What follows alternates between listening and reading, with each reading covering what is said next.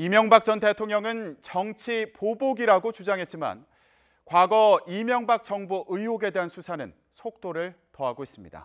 이종훈 정치평론가, 김병민 경희대 개관교수와 얘기해 보겠습니다. 두 분 안녕하십니까? 안녕하세요. 안녕하세요.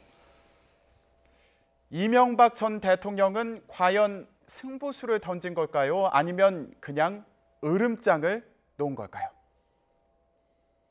노무현 대통령의 죽음에 대한 정치 보복이라고.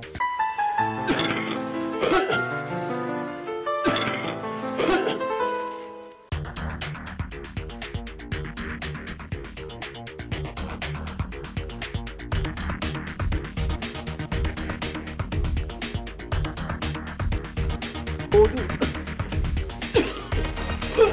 확실하지 않으면 승부를 걸지 마라, 이런 거 안 배웠어. 네, 이명박 전 대통령 최근 잇따라 카메라 앞에 섰습니다. 지난해 11월 바레인 출국 당시 그리고 엊그제 성명 발표 당시입니다. 그런데 두 번 다 긴장돼 보인다는 시각이 많았습니다.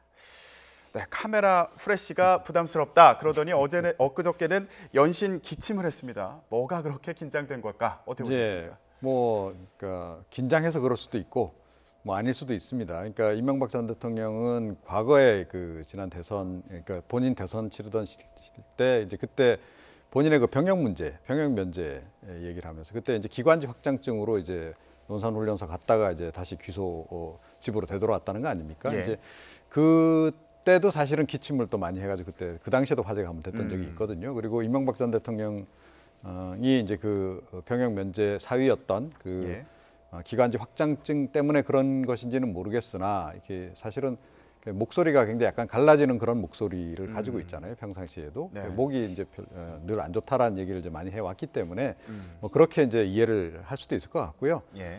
그야말로 이제 정말로 긴장해서 그럴 수도 있고 또 다른 해석을 굳이 한다면 그러니까 검찰 소환에 대비해서 내가 지금 몸이 많이 아픕니다.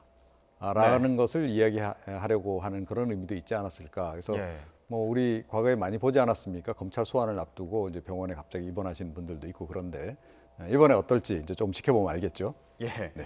지금 의혹이 워낙 많이 제기되다 보니까 지금 기침 하나에도 좀 관심이 가는 그런 상황인데 한 발 더 나가서 좀 해석을 해주신 걸로 보입니다. 자, 그런데 지금 성명 발표 이후에는 좀 분위기를 보는 건지 잠잠합니다. 네. 예. 그러니까 측근들이 회의를 소집하고 나서 여기에 대한 이 문재인 대통령의 발언에 대해서 그러니까 대통령이 직접 얘기한 건 아니지만 대변인을 통해서 거의 대독 형태의 발언을 하지 않았습니까? 분노 등의 이야기가 있었고 여기에 대해서 강하게 맞서야 된다는 측근들의 주장이 있었다는 겁니다. 그러니까 이명박 전 대통령은 일절 대응하지 말라라고 얘기를 한 부분들인데 일단은 사태의 추이들을 조금 더 지켜보고 있는 형국이라고 보고요.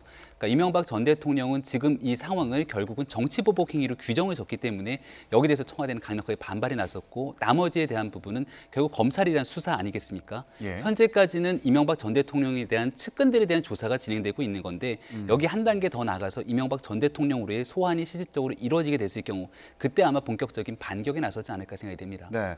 그런데 앞서서 김윤옥 여사가 이 국정원 특수활동비로 명품 쇼핑을 했다 이런 의혹을 박홍근 의원이 제기를 했습니다. 네. 그런 진술이 검찰에서 있었다 이런 얘기였는데 고소하겠다. 김윤옥 여사 명의로 고소하겠다. 이런 얘기가 나왔습니다. 이제 그 사안이 그만큼 이제 이거는 위중하다라고 이제 보기 때문에 이제 그런 대응을 지금 하는 겁니다. 그러니까 만약에 김윤옥 여사가 그 국정원 특활비를 받아서 사용을 했다면 개인적으로 그동안에 이명박 전 대통령이 주장해온 바를 다 뒤집는 내용이 되거든요. 그동안에는 국정원 특활비 나는 일단 받은 바가 없고 측근들이 받은 사실도 사실 부인했습니다. 그리고 그걸 써야 될 이유도 없고 이렇게 해명을 해왔는데 이걸 사적으로 활용했다라고 한다면 이건 명백한 공금 유용이 되는 거 아니겠습니까? 자, 그래서 이제 적극 대응에 나선 것으로 보이고 송영길 지금 더불어민주당 의원도 추가로 그 비슷한 내용을 또 얘기를 했어요. 그래서 아마 두 의원을 상대로 해서 아마 이제 이 고소고발을 하지 않을까 일단 그렇게 추정이 됩니다. 그래서 이 사안을 이 정도 선에서 가능하면 빨리 끊고 좀 정리를 하겠다 이런 의지로 좀 읽힙니다. 예. 더 확산되기 전에. 예. 네. 지금 확산되기 전에 끊겠다는 의지다 이렇게 네. 말씀해 주셨는데 이게 끊을 수 있는 사안인지 이게 이제 어떻게 보십니까? 조금 전에 김용현 여사 명의로 직접 검찰에 고소했다라는 소식이 전해지고 있습니다. 그러니까 사실 여기에 대해서 이미 어저께 경고를 한 바 있거든요. 이 내용을 중단하지 않으면 법적 조치를 하겠다. 처음 얘기가 김용현 여사에 대한 얘기가 불거져 나온 거는 말씀하셨던 것처럼 박홍근 원내수석 부대표가 국회 차원에서 이야기를 한 겁니다. 예. 근데 거기서 그친 것이 아니라 이제 뭐 라디오라든지 언론에 나서서 보다 본격적으로 이 내용에 대한 문제를 제기하게 되는데 실질적으로 이 내용이 검찰에서는 확인해 줄 수 없다라는 거고 그런 일이 없다라는 거지만 김희중 전 부속실장의 측근을 통해서 이야기를 전해받았다는 거죠. 그러니까 어떻게 얘기를 볼 수 있냐면 과거 노무현 전 대통령 시절에 있었던 논두렁식의 사건을 연상하게 될 수 있는 대목이기도 합니다. 이게 만약 사실이 아니라면 그러니까 여기에 대해서 김용현 여사 입장에서는 전혀 사실이 아니다라고선 고소를 했지만 오히려 이제 박홍근 원내수석 부대표가 왜 이 얘기를 국회에서 한 번 한 것이 아니라 언론을 통해서 계속해서 이 얘기를 전달했을까? 결국은 법적으로 고소가 들어오게 됐을 때 사법적인 분쟁 과정에서 충분히 자신이 있다라는 표현이 아닐까라는 생각이 드는데요. 이제는 이 문제도 결국은 법적 공방으로 이어질 수밖에 없는 상황입니다. 네. 오히려 법적인 이런 절차를 통해서 사실관계를 좀 입증하려고 한 거 아니냐 이렇게도 볼 수 있습니다. 그러니까 한마디만 더 드리면은 지금 현재 진행되고 있는 수사에서 이명박 전 대통령을 직접 향하기는 어려운 측면이 있습니다. 다 측근들에 대한 건데 이번에는 직접 김윤원 여사가 고소를 한 상황이기 때문에 김윤원 여사에 대한 직접 수사가 불가피하게 되는 거거든요. 조사가. 네. 그래서 아마 이러한 부분들을 염두에 두고 조금 전략적인 움직임이 있었던 것 아니냐 이런 분석도 있습니다. 네. 자, 이런 의혹 제기도 모두 전략적인 차원에서 이루어진 거 아니냐 이런 해석을 해주셨는데 이런 상황에서 이명박 전 대통령 측에서는 노무현 정부의 특활비도 조사하라는 주장을 하고 있습니다. 그렇다면 노무현 정부 당시에 청와대 인사는 뭐라고 얘기했을까요? 들어보겠습니다. 노무현 정부 유리알처럼 투명합니까? 거의 그렇다고 봐야죠.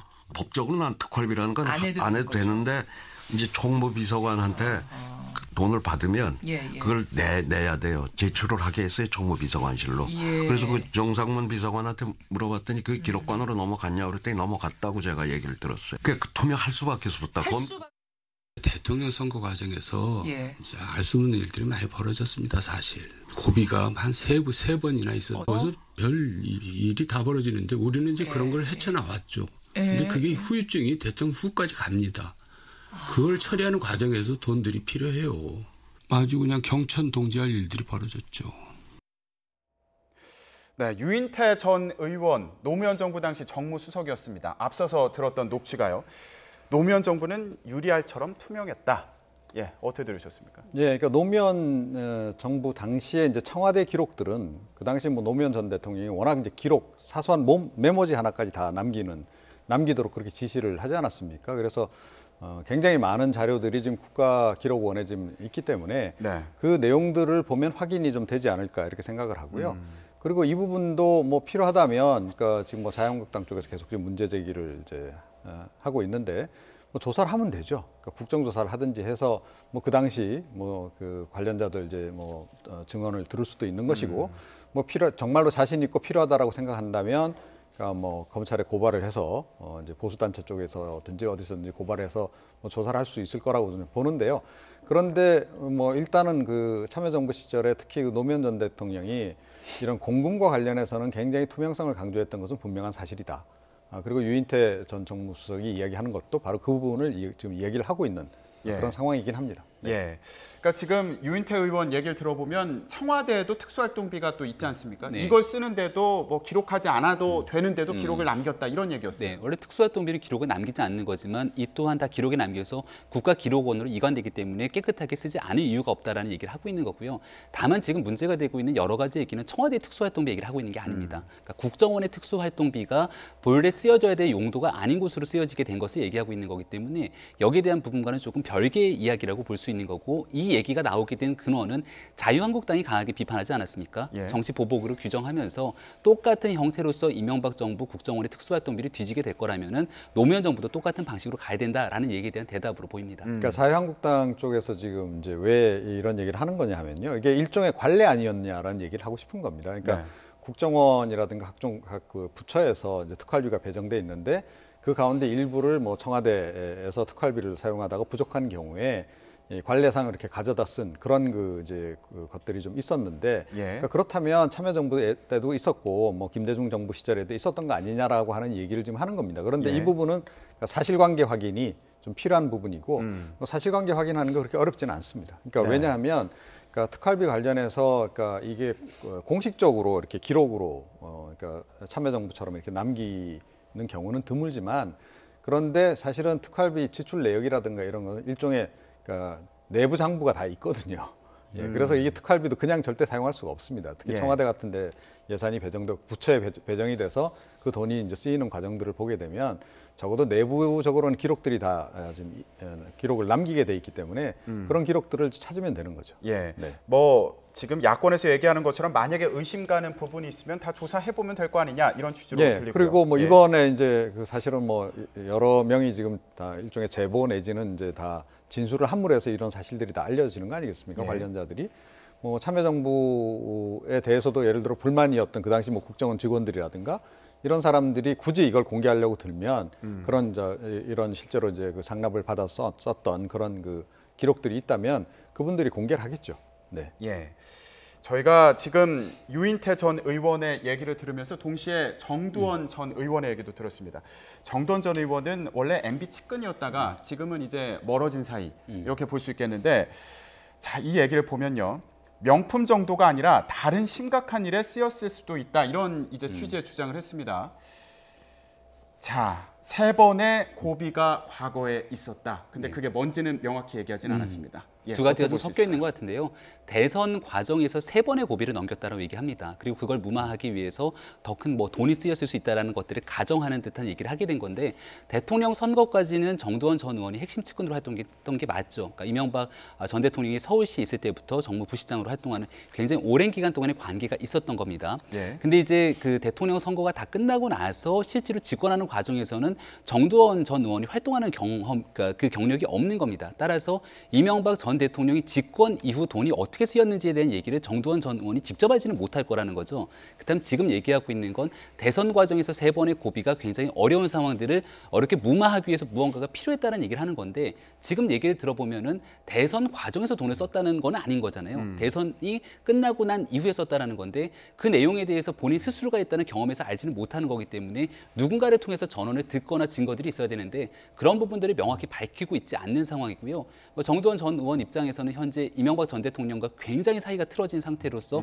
여러 가지 진술들을 쏟아내고 있는 터라 어디에서 어떤 부분들까지 얘기를 좀 우리가 받아들여야 될지는 아직은 좀 명확치 않은 것 같습니다. 예, 근데 약간 좀 보셨어요? 예. 짚히는 대목은 좀 있어요. 그게 뭐냐 하면 2007년 그러니까 한나라당의 이제 경선을 할 때 이명박 캠프와 박근혜 캠프가 박근혜 엑스파일, 이명박 엑스파일을 놓고 굉장히 서로 격전을 벌였었거든요. 네. 그때 이제 그 MB 캠프에서 이명박 엑스파일을 보호하는 그런 방어하는 그런 논리를 주장했던 게 정두원 의원이 나서서 그때 그걸 했고요.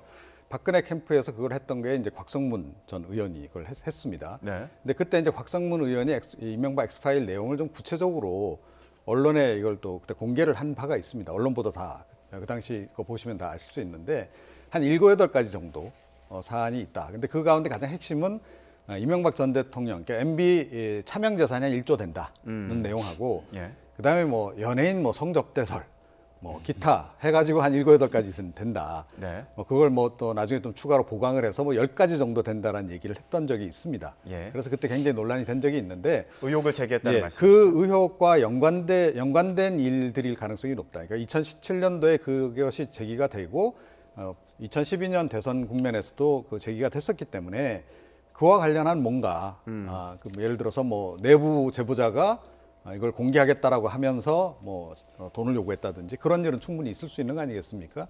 그런 사안일 가능성이 없잖아 있다. 일단 이렇게 추정은 해봅니다. 예, 뭐 지금은 어떤 것도 확언할 수가 없는 상황입니다. 예, 그래서 혹시 국정원 특수활동비가 실제로 뭐 다른 곳에 쓰였다면 이런 가능성도 있지 않겠느냐 이런 추정을 좀 해봤는데요. 그런데 이명박 전 대통령 측에서 뭐 반격을 하려는 건지 우리는 뭐 아무것도 모르고 있겠냐 이러면서 노무현 전 대통령 당시 청와대에서 남긴 자료 우리도 갖고 있다 이런 취지의 얘기를 했습니다. 예.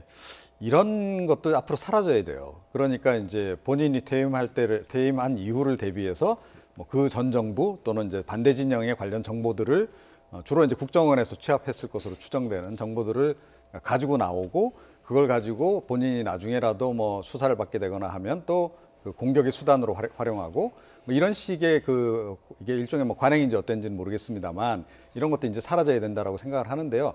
저는 이거 공개하기가 쉽지는 않을 거다라고 생각합니다. 그러니까 만약에 이명박 전 대통령이 노무현 X파일을 가지고 있다면 이 진보 진영에도 이명박 X파일을 가지고 있다라는 거죠. 그러니까 서로 폭로전으로 갔을 때 누가 더 상처를 많이 입겠느냐 하는 그런 부분이 있는 거고요.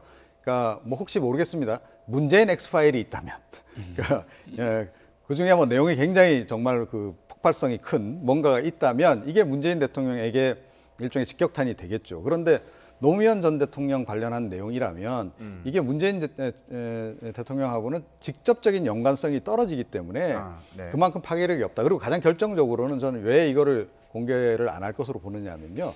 별로 그렇게 실리적이지가 않다는 거예요. 이걸 공개했다 그래서 지금 막 입을 열고 있는 과거 본인의 측근들이 입을 닫겠느냐는 거죠. 네. 네. 그거를 막는데 이게 뭐 특효약이 된다.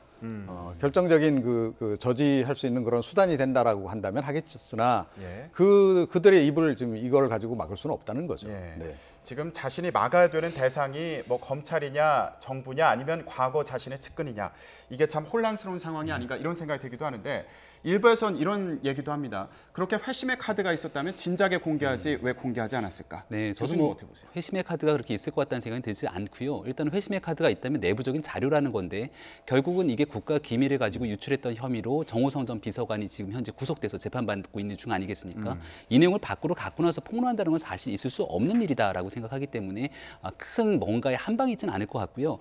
다만 지금 논란이 되고 있는 건 중에 하나가 아랍에미레이트 건이 한번 논란이 됐다가 살짝 덮인 적이 있습니다. 이 부분에 대해서는 아마 이명박 전 대통령 측에서도 굉장히 많은 자료들을 갖고 있을 거다라는 추정이 되고 있기 때문에 여기에 대해서 현 정부에 대해서 이렇게 불편한 사항들을 끄집어낼 수는 있지 않는가라고 현재 분석들이 좀 되고 있는 상황이고요. 예. 결국은 노무현 정부 시절의 일이라든지 이명박 정부 시절의 일이라든지 많은 부분들이 지금 벌써 공소시효가 거의 다 돼갑니다. 그러니까 이명박 정부 시절의 일에 대한 재판도 공소시효가 다 돼가고 노무현 정부 시절 일이라는 건 공소시효가 다 지난 지 오래된 일이기 때문에 예. 서로 간의 정치적인 공방으로 진흙탕 싸움을 벌이자라는 것 이상의 이유는 없기 때문에 아마 적정선에서 더 이상 나가지 못하도록 하는 정치적인 수사가 아닌가 이렇게 생각이 됩니다. 알겠습니다.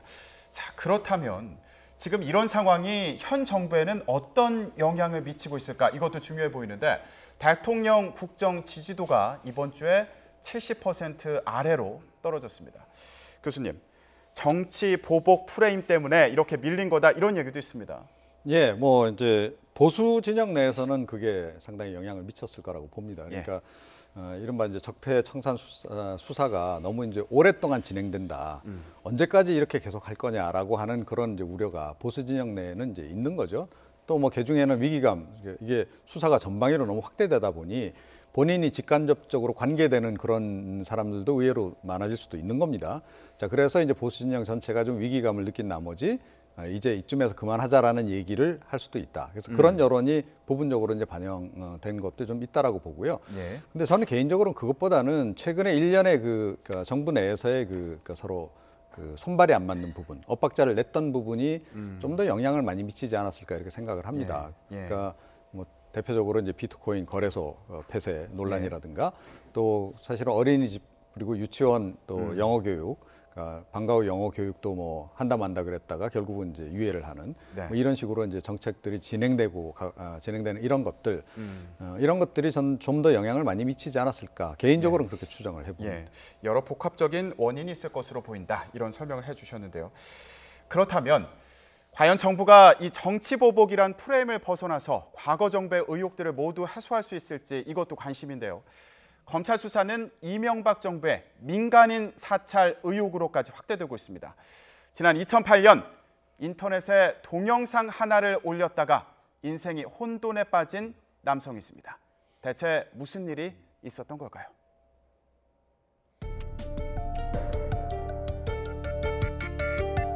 Isn't it normal for people to make voices to make things right? How come there's no one to listen?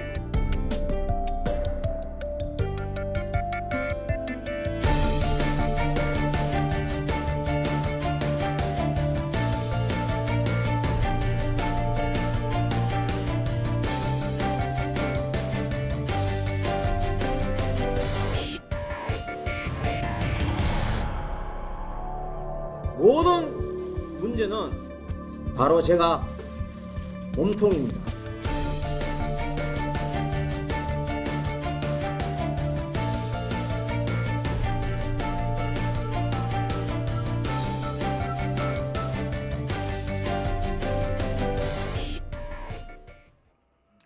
네, 이명박 정부 시절 인터넷에 동영상 하나를 올렸다가 사찰당하고 직장까지 잃었다. 예, 과거 이 사건이 다시 거론되고 있습니다. 네, 이게 김종인 대표의 사건인데 2011년도에 국가를 대상으로 손해배상 청구 소송을 한 적이 있고요. 국가가 결국 여기에 대한 이제 배상금을 물어주게 되고 작년도에는 구상권 청구 소송까지 이뤄지게 되고 정부가 이 일이 있게 된 이명박 정부 당시 공직자들을 대상으로 구상권 청구까지 이뤄지게 되는데 과거의 대표적인 민간인 사찰에 대한 피해자로 볼 수 있는 거죠. 근데 이 문제가 왜 불거지는 거 하니 지금 얼마 전에 구속된 두 인물 중에 김백준 전 청와대 기획관에 대해서 많은 초점이 맞춰져 있지만 이명박 전 대통령의 오랜 집사로 알려져 있죠. 그보다 한 인물이 바로 이 김진모 전 비서관의 구속인 겁니다. 여기에서 김진모 전 비서관이 국정원으로부터 돈을 받아서 전달하게 되는데 그 전달하는 과정이 이 장진수라고 하는 당시 국무총리실 지원관실의 주무관에게 돈을 전달하게 되는데 과연 이 돈은 어디에서 어떻게 났으며 이 입막음용으로 돈을 건넸다라고 하면 이게 단순하게 김진모 비서관의 의견이 아니라 누군가로부터 이거를 지시를 받았을 거다. 따라서 돈을 갖고 온 출처라든지 결국은 민간인 사찰에 국정원 돈이 이용된 전체적인 흐름을 가지고 검찰의 수사가 진행되고 있다는 터라 이 문제가 다시 불거지고 있는 겁니다. 네, 그러니까 국정원 돈이 이 민간인 사찰 사건을 입막음하는 데 쓰인 거 아니냐. 지금 이 부분으로 이제 초점이 또 맞춰지고 있는 상황입니다. 자, 그렇다면 이 민간인에 대한 정부의 사찰은 한 사람의 인생을 송두리째 흔들었는데요. 사찰 피해자인 김종익 씨의 과거 발언을 들어보겠습니다. 이 일을 겪으면서 어떤 인격적으로 굉장히 이제 고된 시련을 겪었다고 생각합니다.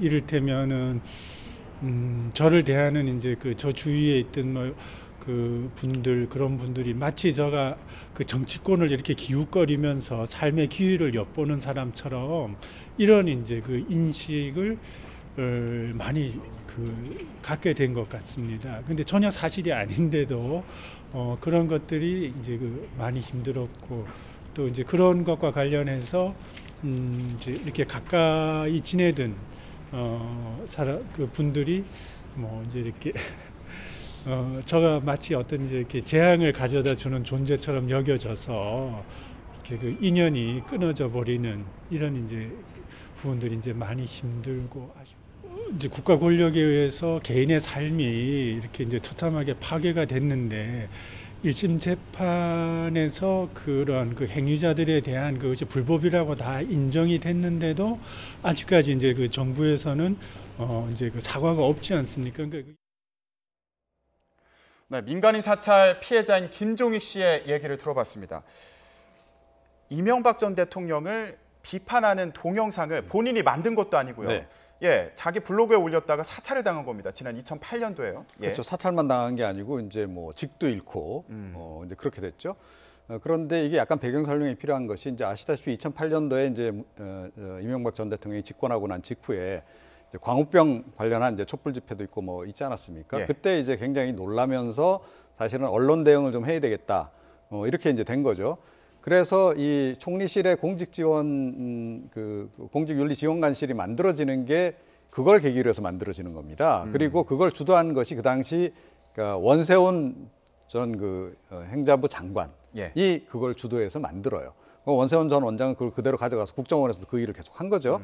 자, 공직윤리지원관실을 만들어서 거기서 한 게 뭐냐면 그러니까 지원을 한 게 아니고 공직자들을 비롯해서 여러 가지 문제가 본인들이 보기에 문제가 있다라고 생각되는 민간인들, 언론사 관계자들 이런 사람들도 다 사찰을 하는 겁니다. 그리고 사찰만 하는 게 아니고 사찰 이후에 그 사람들에 대한 각각에 대한 조치들을 취해 나가요. 그러니까 블랙리스트 이후에 이제 조치 취하는 거하고 똑같은데 여기 뭐 이번에 이제 복직한 노정면 기자라든가 이런 분들도 그때 다 이 연관돼 가지고 사실은 그 이후에 다 그런 조치들이 취해지는 그런 과정들인데 이분도 이제 거기에 이제 대상으로 올라 버린 거죠. 그러니까 그 쥐코 동영상이라고 하는 거는 사실은 미국에 유학 가 있는 한국계 이제 유학생이 이제 만든 거고요. 마이클 무어 감독의 그 시코라는 것을 약간 패러디해서 쥐코라고 해서 이제 만들어서 이제 그 당시 이제 정부에 대한 비판적인 그런 내용을 담고 있는데 이거를 블로그에 올린 게 뭐 여러 가지 이유가 있는 거 아니겠습니까? 예를 들어서 뭐 재밌어서 올렸을 수도 있지만 또는 정부에 비판적이어서 올렸을 수도 있지만 또는 정부가 이런 것도 좀 참고를 해야 된다라는 취지로 올렸을 수도 있는 거 아니에요?